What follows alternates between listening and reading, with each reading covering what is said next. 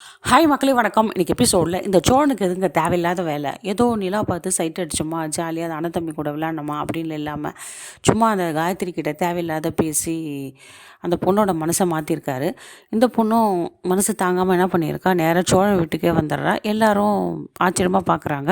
பாண்டியனும் பல்லவனும் சொல்கிறாங்க, இவனுக்கு நல்லா வேணும், வாடா பல்லவா நீயே அதை பற்றி ஒரி பண்ணிக்கிற, நம்ம வேலையை பார்க்கலாம் அப்படின்றாங்க. ஆனால் சேரை அது எப்பறம் விட முடியும், என்னதான் நடக்குதுன்னு சொல்லிட்டு பார்க்குறாரு. என்னடா சோழா இதெல்லாம் என்னென்னு கேட்குறாரு. ஆனால் அதெல்லாம் ஒன்றும் இல்லை, நான் பார்த்துக்கிறேன், விடுங்கண்ணா அப்படின்றாரு.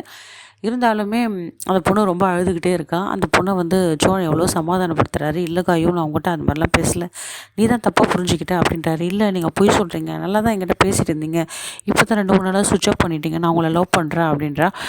ஐயோ அது நான் லவ்லாம் பண்ணல, இல்லை நீங்கள் என்னை ஃபோனில் பேசுனீங்க, ஏன் மறந்துட்டீங்கன்னு சொல்லிட்டு என்னை ரொம்ப கஷ்டப்படுத்துறீங்க, எனக்கு மனசு வேதனையாக இருக்குது, என் ஃப்ரெண்ட்ஸ்லாம் என்னை கிண்டல் பண்ணுறாங்க அப்படி இப்படின்னு சொல்லிட்டு அழுதுட்டுருக்கான்.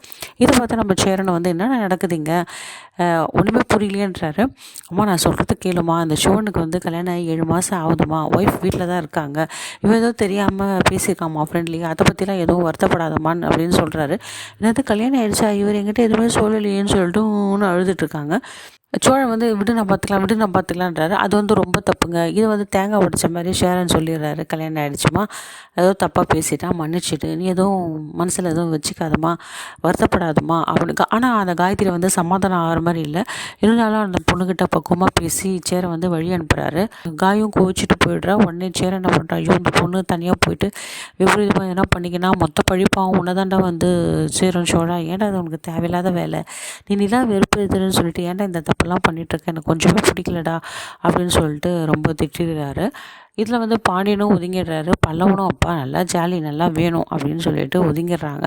யாருமே கண்டுக்கவே இல்லை. ஆனால் அவர் அப்படி இல்லைங்க சேரன். உடனே அந்த பொண்ணை போயிட்டு சமாதானப்படுத்தி, ரோட்டில் போயிட்டு சமாதானப்படுத்தி நல்ல விதமாக 4 வார்த்தை பேசி பக்குவம் நான் அந்த வீட்டில் விடுறோமான்னு சொல்லிட்டு அந்த பொண்ணை போய் சேஃபாக எடுத்துமே விடுறாருங்க. இந்த ஷோனுக்கு இது தேவையில்லாத வேலை. நிலா சேர்ந்து வாழ்ந்தான்னா வாழாட்டி போனால் எப்படி என்ன, அவளுக்கு ஒரு பொண்ணுக்கு மனசு பிடிச்சா தானேங்க அதெல்லாம் செய்ய முடியும், அவளுக்கு தான் பிடிக்கல, விட்டுற வேண்டியது தானே. தேவையில்லாமல் இந்த நிலாவுக்காக அடுத்த பொண்ணு போய் மனசை கஷ்டப்படுத்திக்கிட்டு அந்த பொண்ணு எதனா ஒன்று பண்ணிக்கிச்சு வச்சுங்க, அப்புறம் கோர்ட்டு கேஸு ஜெயிலுன்னு எதுக்கு தேவையில்லாத வேலை.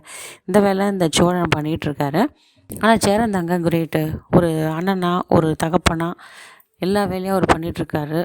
தம்பிகளுக்காகவும் தம்பிக்கு எந்த கெட்ட பேர் வரக்கூடாதுன்னு சொல்லிட்டு ரொம்ப பாசமாக எல்லா விஷயமும் பண்ணிகிட்ருக்காரு. அவர் ரொம்ப கிரேட் தாங்க.